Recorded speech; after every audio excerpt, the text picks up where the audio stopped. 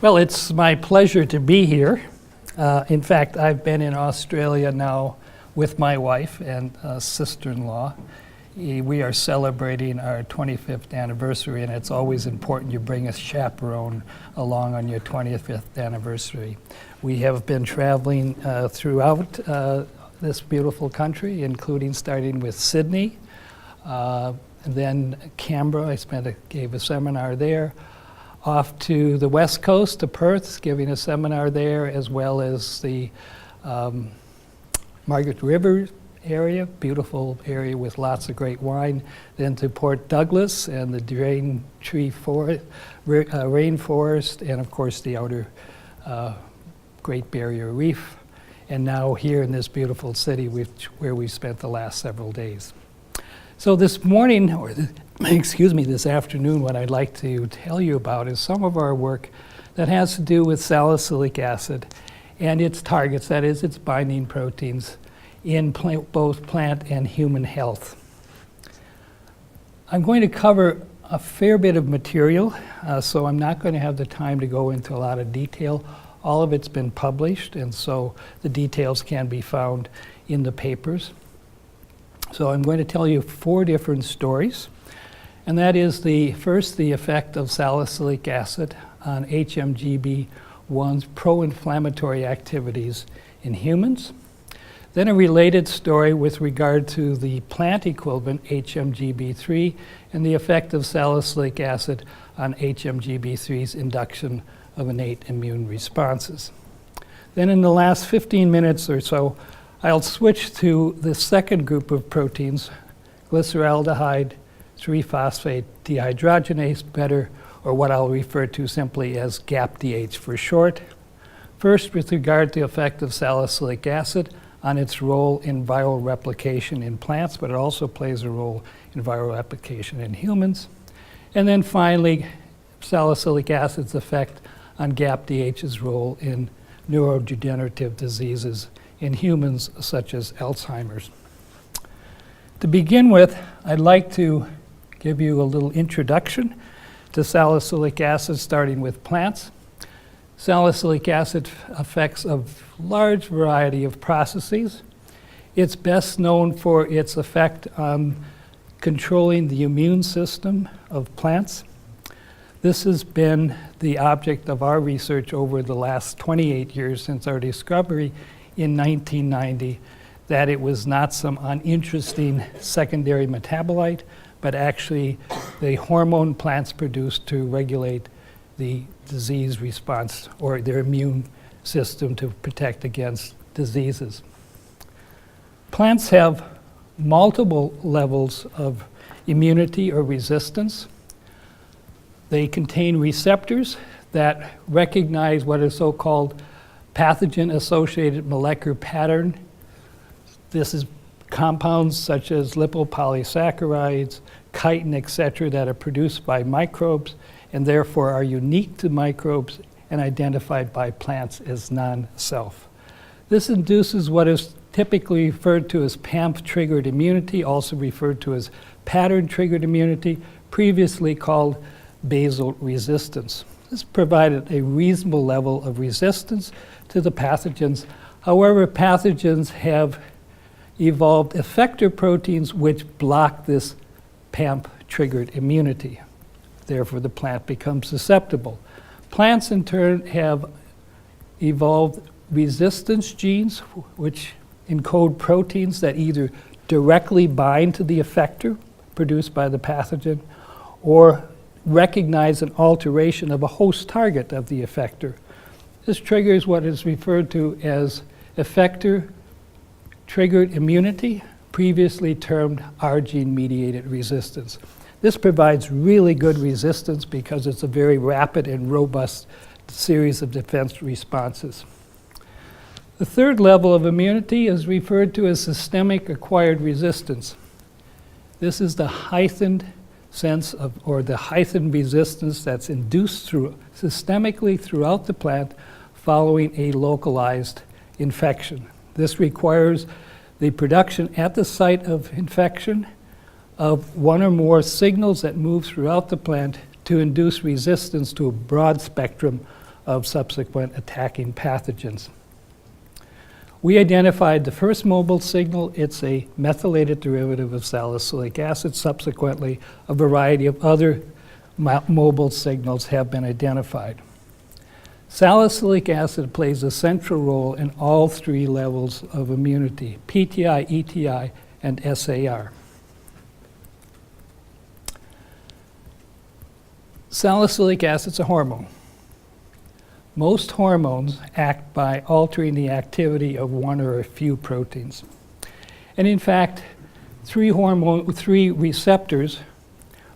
activity of a number of proteins, typically called receptors. And the question became, does salicylic acid have receptors? And in fact, in 2012, two groups identified NPR1 and the related NPR3 and 4 as potential receptors for salicylic acid. However, previous to that, using biochemical approaches, we'd identified a number of proteins that when they bound salicylic acid, they had altered activity, many times inhibiting, for example, their enzymatic activity.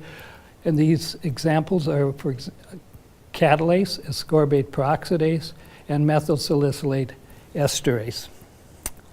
We suspected, in fact, that in contrast to most hormones, salicylic acid had many targets.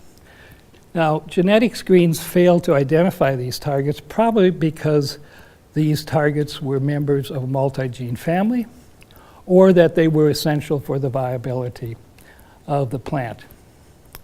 We therefore set out to try to devise methods whereby we could look on a genome-wide basis for targets of salicylic acid using biochemical approaches. We initially used the old bucket biochemistry, and that was very laborious. So in the last decade or so, we've developed a number of techniques to screen for these targets. And they depended on the identification of new salicylic acid probes. One of these probes is 4-acetyl salicylic acid. This acetyl group, when UV irradiated, becomes active and will cross-link to anything in its close proximity, including a protein to which it is bound. This enables one to detect not only proteins that tightly bind salicylic acid, but also those that weakly or transiently bind salicylic acid.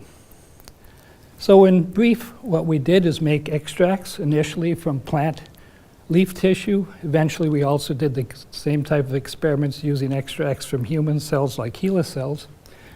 Reacted it or mixed it with this 4-acetyl salicylic acid, subjected it to UV irradiation to cross-link it, then denatured the proteins to allow the detection of the salicylic acid moiety by an antibody directed at salicylic acid, and then the whole complex is pulled out with protein G that's bound to a resin that's washed extensively to get rid of nonspecifically binding proteins.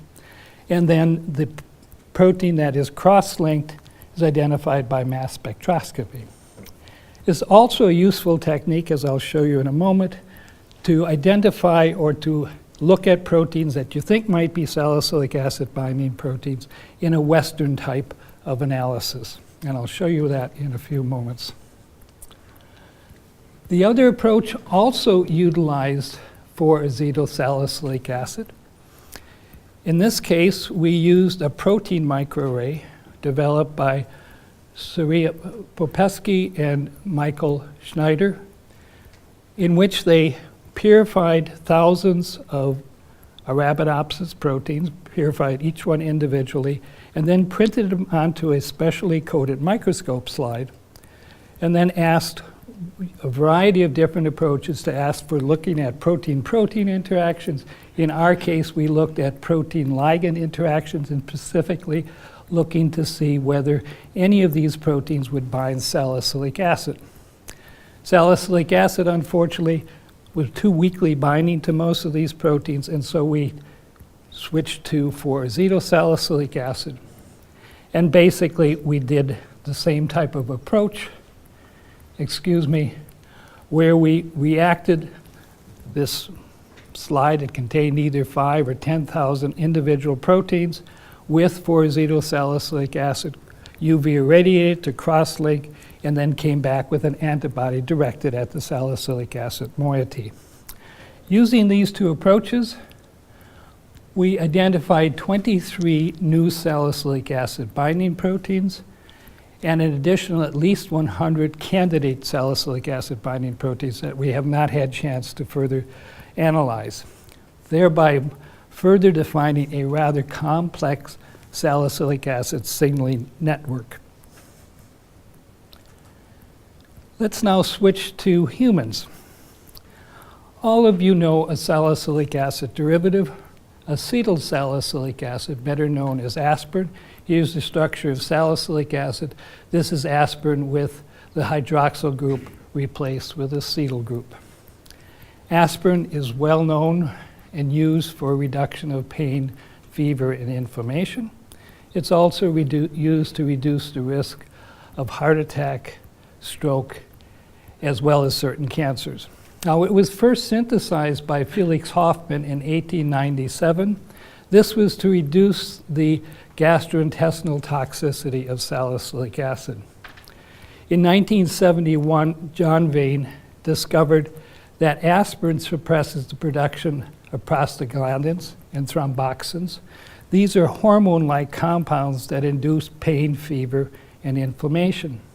And he showed that aspirin does so by inhibiting the activity of these enzymes called cyclooxygenases, for which he won the Nobel Prize.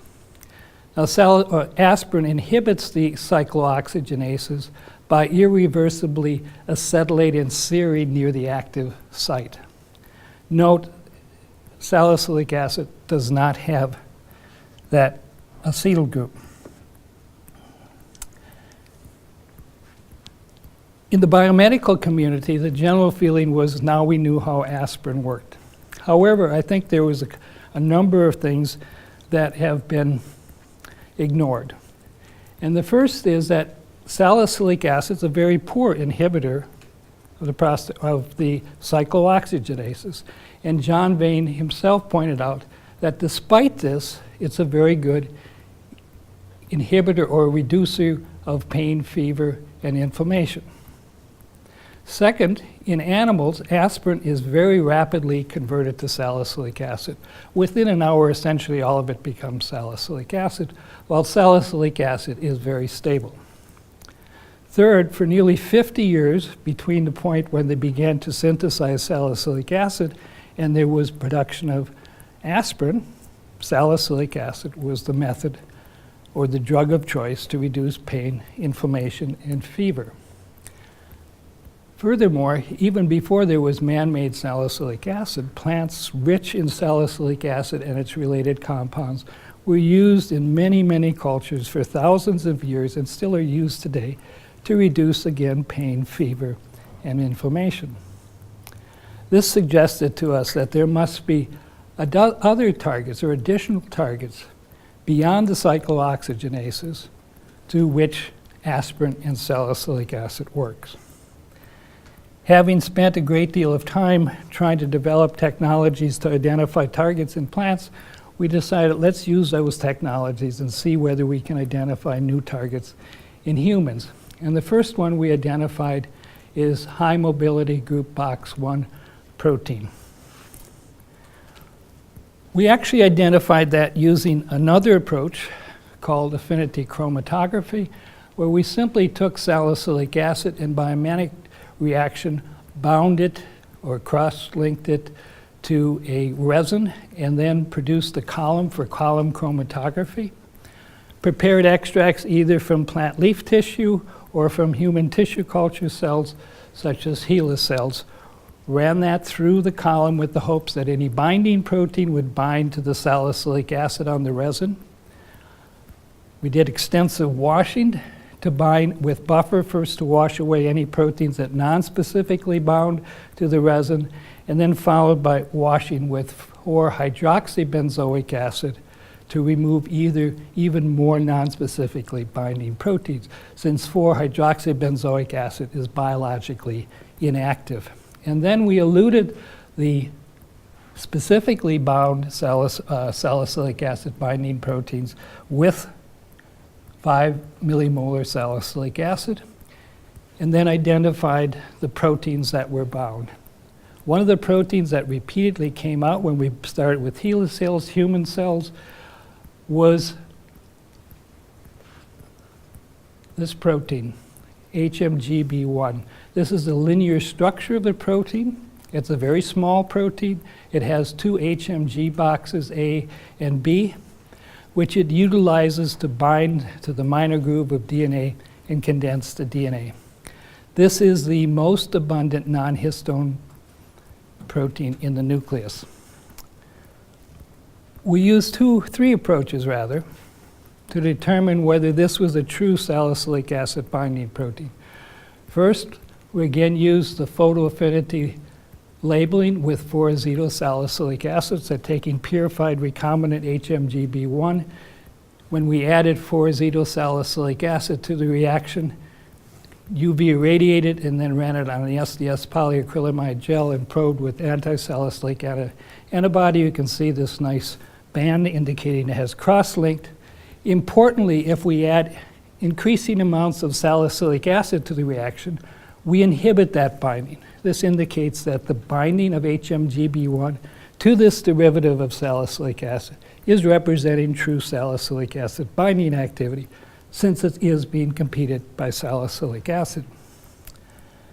The second approach used surface plasmon resonance, and in this case we had to develop another new probe, salicylic acid probe, and this is 3-aminoethyl salicylic acid. This enabled us to cross-link via an amide bond to the carboxymethyldextran on a sensor chip. Now these sensor chips, when put into the instrument and you flow a buffer over, there's a specific angle of the 3-aminoethyl salicylic acid. Now if in that buffer you have another molecule that interacts with your bound molecule, so you have a bimolecular interaction, as shown here with the ball representing HMGB1 and the socket representing 3-aminoethyl salicylic acid, there is a shift in the angle. That's called difference, resonance difference. Now this is recorded in real time. So this again enables us to detect not only proteins that are very tightly interacting with this derivative, but also those that are weakly or transiently interacting. And as you can see, increasing levels of HMGB1 in the buffer causes an increase in the resonance difference. And you can actually get a KD using that approach. The third approach was done in collaboration with Guy Monteleone, who is a NMR expert. Basically what we're looking at here is the N15H spectrum. All of these represent different amino acids. And what we're looking for is what is referred to as a chemical shift perturbation. So in the absence of any salicylic acid, there is a position of each of the amino acids in this spectrum. Let's focus, for example, on arginine 24. Now, in the presence of salicylic acid, you see this shift. There is shift in the amino acids only with those amino acids that are at or very near the site of salicylic acid binding. That therefore allows you to determine where the binding site is, and that's shown schematically here in the 3-dimensional structure of HMGB1, and it corresponds to those amino acids shown in deep blue and red. In fact, the binding is in those 2 HMG boxes, A and B. We wondered where actually is salicylic acid binding, which amino acid specifically. And so we did modeling, which suggested that arginine 24 and lysine 28 would hydrogen bond with the carboxyl and hydroxyl group of salicylic acid. We therefore altered those, changed them to alanine to make this mutant, and again turned to NMR to ask whether it now had lost binding activity, and indeed it has. And that's shown schematically here. For example, the wild-type protein, you can see cysteine 45 shows this nice shift with the addition of salicylic acid. That is lost in the mutant protein. I told you that HMGB1 plays a major role in the nucleus, where it binds to the minor groove, which affects nucleosome location, nucleosome packing, transcription, DNA replication, repair, etc. But it also has another activity.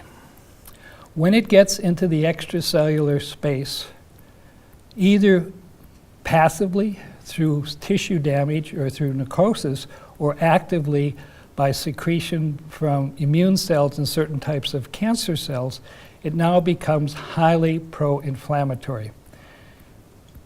In two forms. In the reduced form, it binds to the CXCR4 receptor and causes chemotaxis, that is, draws those immune cells to the site of damage. And then in the oxidized form, it binds to another receptor, the toll-like receptor 4, to induce the production of pro-inflammatory cytokines.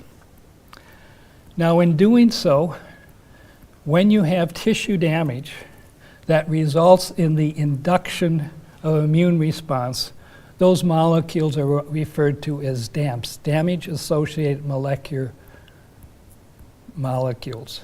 And HMGB1 is the prototypic such DAMP.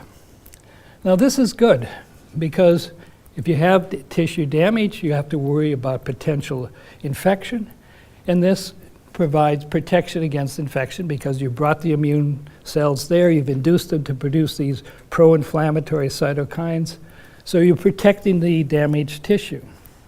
The problem is when this inflammation gets out of control. That is, in medical terms, it's not resolved. And this is associated with many, many diseases, including atherosclerosis, arthritis, inflammatory bowel disease, sepsis, now indications also potentially with diabetes and a number of neurological diseases such as Alzheimer's. We wondered what effect would salicylic acid have on these various activities of HMGB1. We first tested the effect on binding DNA, and in 4 different assays we saw no effect of salicylic acid binding to HMG on its ability to bind DNA. In contrast, when we looked at the effect on its chemotaxis activity, as you can see, increasing levels of salicylic acid dramatically inhibited the chemotactic activity at rather low levels with an IC50 of 3 micromolar. In collaboration with Frank Schroeder, who's a natural products chemist and a superb synthetic chemist, we identified 2 derivatives of salicylic acid. The first, acetyl 3-aminoethyl salicylic acid. Here's the structure. It resembles the 3-aminoethyl salicylic acid that we had put on the sensor chip for SPR. This is a morphin B. Its structure is shown here. It comes from the Chinese medicinal herb Glycinia foetida, better known to most of us as licorice root. We wondered whether these 2 derivatives would bind to HMGB1, and indeed they do. That's shown here. They bind to the same site as salicylic acid. That's not surprising. But what was really interesting was they are binding much more tightly than salicylic acid. So we ask, what about their effect on the chemotactic activity of salicylic, or chemotactic activity of HMGB1? And as you can see, they are about 40 to 70 times more active at inhibiting the chemotactic activity of HMGB1. Now, one question we had was, is the effect that we're seeing with salicylic acid and these more potent derivatives on HMGB1's chemotactic activity due to its binding directly to HMGB1, or might it be due to the activity on some other protein in the cell? And remember, we're dealing with a complicated cell with many, many proteins that would be affecting HMGB1's chemotactic activity. To address that, we used our mutant. The mutant which had lost salicylic acid binding activity. And as you can see here, it still retains its chemotactic activity, but now that chemotactic activity can no longer be blocked by salicylic acid or those derivatives, which says that this inhibition is due directly to the binding of HMGB1 and not indirectly to some other protein in the cell. Now let's turn to its other pro-inflammatory activity.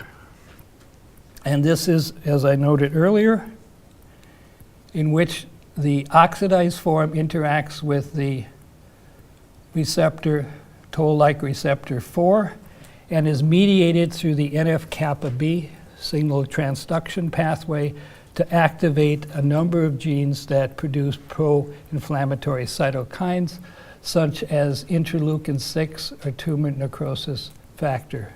Salicylic acid blocks that pro-inflammatory activity, as well as does the derivative acetyl 3-aminoethyl salicylic acid.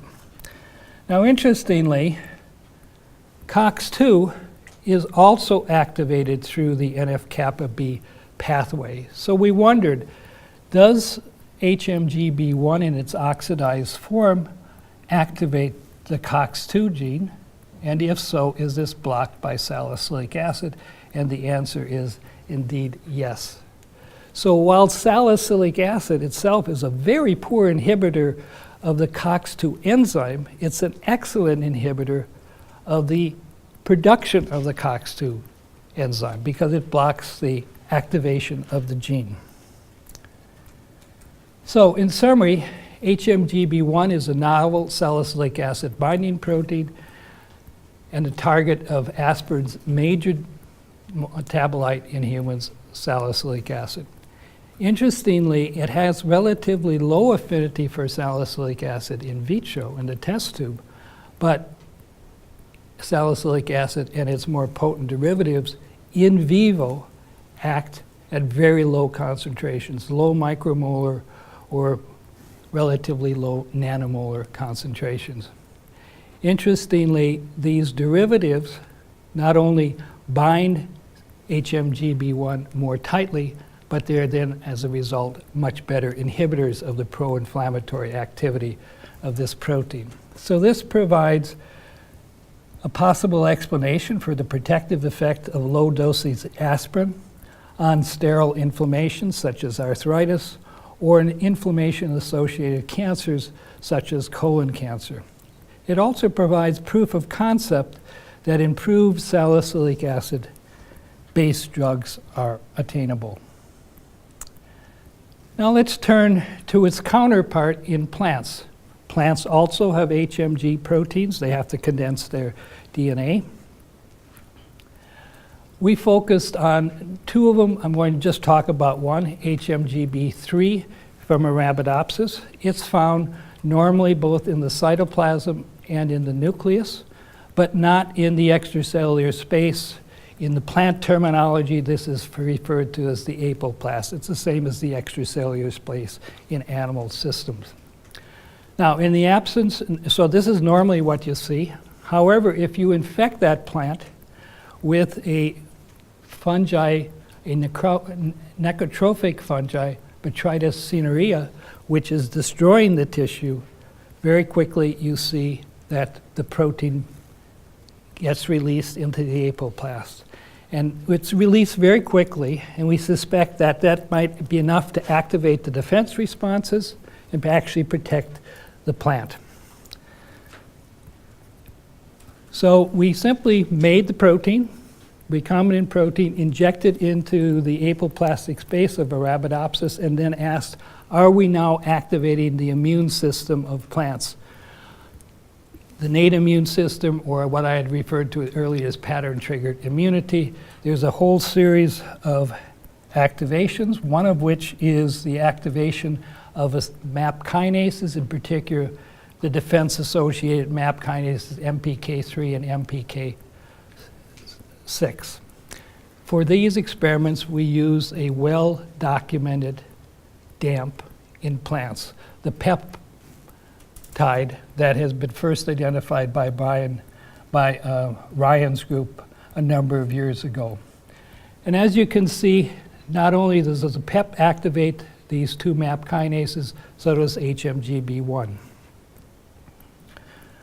Both also activate defense genes, such as this transcription factor, the WRKY33 and PDF1.2, as well as another hallmark of innate immune responses, PTI, that is the deposition of callus. Furthermore, if we inject it into the extracellular space, we actually provide some level of protection against infection by this necrotrophic pathogen. So in short, upon infection, HMGB3 becomes localized to the extracellular space, and in the extracellular space, it activates these various defense responses and acts to protect the plant against necrotrophic pathogens. Therefore, it's a new novel DAMP. Does it bind salicylic acid? It indeed does. Here's the data using photoaffinity cross-linking for acetylsalicylic acid. You can see the cross-linking, and this is a Western analysis, and again, adding increased levels of salicylic acid block that interaction, showing that it is authentic salicylic acid binding activity. Here is the data for the SPR. Again, you see this nice dose response. Increasing amounts of the protein increases the dose response, that shift in the angle when it's binding the derivative 3-aminoethyl salicylic acid. What effect does this binding have on the DAMP or damage-associated molecular pattern activity of HMGB3? It inhibits it. You can see here that you get this activation, but now if you add salicylic acid, you block the activation, but you block the activation only by HMGB1, not by PEP, which is what you'd expect. The same thing is true here for callus deposition.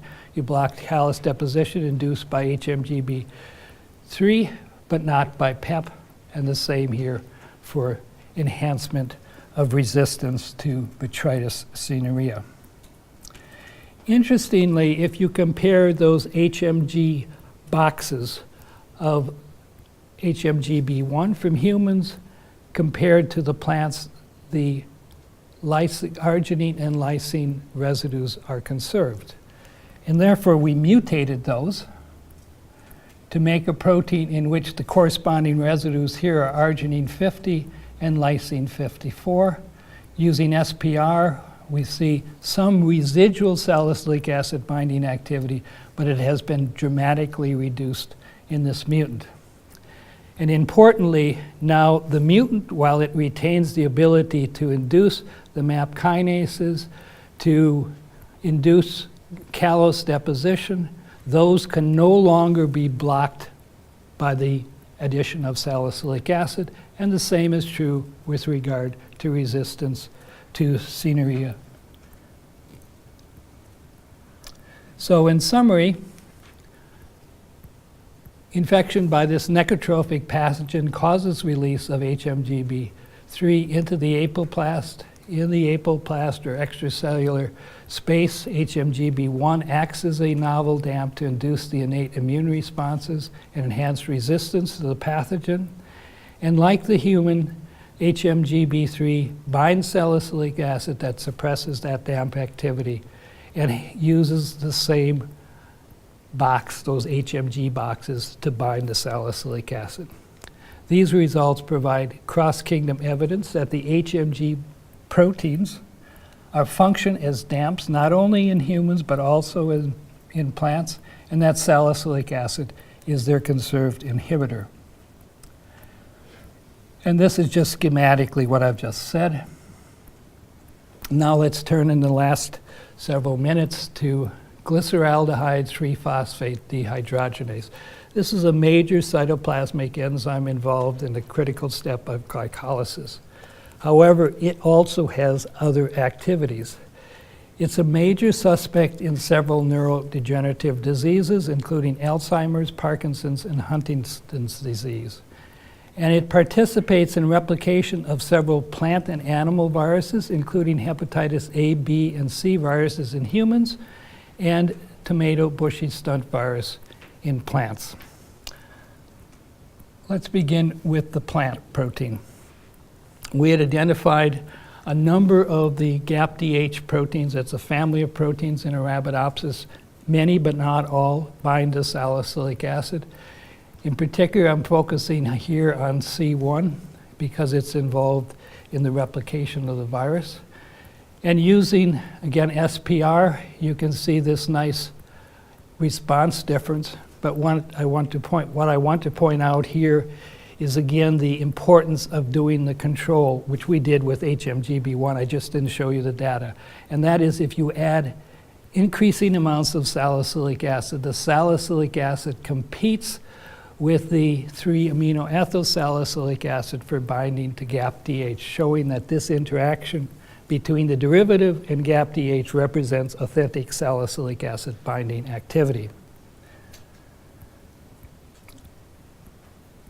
Peter Nagy, who we collaborated with, has been studying this virus, tomato bushy stunt virus, and found that this virus usurps the host GAPDH for its own replication.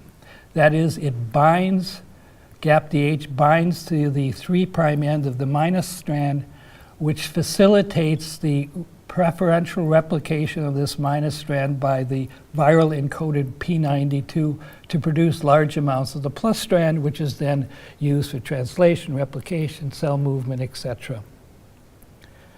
We used 3 different approaches to show that salicylic acid in fact blocks the replication of this virus in collaboration with Peter. One was a cell-free system produced or prepared from yeast. A second was an in vivo yeast assay, replication assay, and shown here is N-benzimiana protoplast.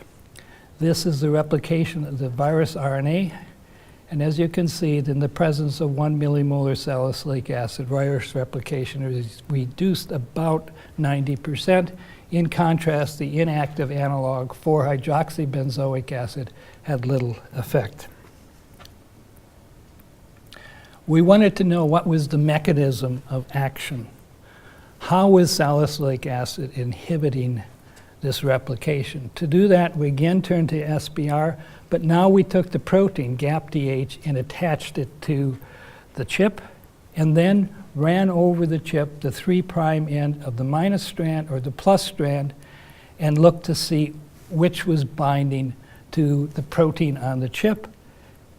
And as you can see, the minus strand binds, the plus strand does not, just as Peter Nagy had previously reported. But more importantly, we could then ask, what effect does salicylic acid have?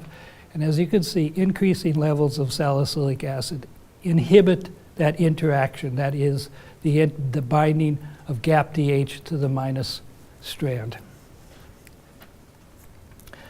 So, in short, salicylic acid binds to GAPDH. This suppresses its ability to bind to the 3' end of the minus strand and facilitate replication of the virus.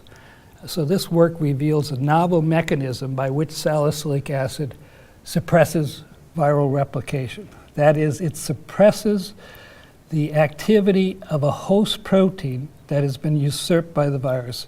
And we have some data to suggest the same thing is happening with hepatitis C. Now let me turn to the counterpart, that is human HMGB, human GAPDH. It also binds salicylic acid. Here we're using, again, SPR. You see this nice dose dependent. This is suppressed by increasing amounts of excess salicylic acid. And importantly and interestingly, if we use this natural derivative, amifrutin B1, it also suppresses, and in fact, it's a better suppressor of this interaction than is salicylic acid, indicating it is a stronger binder. In collaboration with Solomon Schneider, we asked whether salicylic acid had any effect on GAPDH's activity. Sol Schneider had shown with collaborators in 2006 that there was a novel cell death pathway that involved GAPDH and this E3 ligase Cy1. An E3 ligase is a protein that ubiquitinates proteins that target them for a protein turnover in the proteasome. Interestingly, there is a compound, a drug called Depranyl. It's an anti-Parkinson's drug that actually blocks this process. And so what is the process? When you have oxidative stress, which can occur quite readily in the brain because of a variety of reasons, there can be elevated levels of nitric oxide. This leads to S-nitrosylation of GAPDH on cysteine 150. That inhibits its glycolytic activity, but enhances its ability to interact with this E3 ligase Cy1. Now, Cy1 normally is in the nucleus, and it is unstable, so it does its thing, but it turns over rapidly. However, when it is carrying in with it GAPDH, this now becomes stable. And it continues to target proteins in the nucleus leading to cell death. Depranyl blocks the S-nitrosylation, blocks the interaction with Cy1 and the translocation into the nucleus, as well as the subsequent cell death. We wanted to know what effect would salicylic acid have. To do this, rather than using nitric oxide, which is sort of hard to control, we used a DNA chelating agent, MNNG, which induces cell death that mimics cell death induced by nitric oxide. So here we're looking at nuclear translocation. In the absence of the drug, there's nothing in the nucleus. In the presence of this MNNG, now GAPDH is being carried into the nucleus with Cy1. Depranyl blocks that, as does increasing concentrations of salicylic acid, as does the amifrutin B1 and acetyl 3-aminoethyl salicylic acid. And note they do so at much lower concentrations than salicylic acid, consistent with their stronger ability to bind GAPDH. This is the same type of arrangement here, but now we're looking at cell death. And indeed, not only does Depranyl suppress cell death, but so does salicylic acid, amifrutin B1, and acetyl 3-aminoethyl salicylic acid. So in short, like its plant counterpart, human GAPDH binds salicylic acid and its more potent derivatives. Salicylic acid and its more potent derivatives suppress GAPDH's translocation into the nucleus, as well as suppressing cell death. I've presented to you quite a number of stories here. I want to just summarize the take-home lessons. First, that salicylic acid is a plant hormone.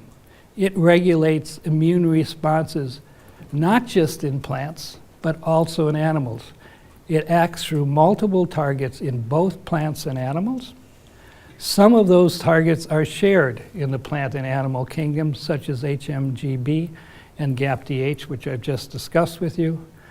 Furthermore, there are natural as well as synthetic derivatives of salicylic acid, which bind these two targets more readily than salicylic acid and are much more efficacious at blocking this disease-associated activity of these two of these two proteins. And therefore, we think that salicylic acid-based drugs have the ability,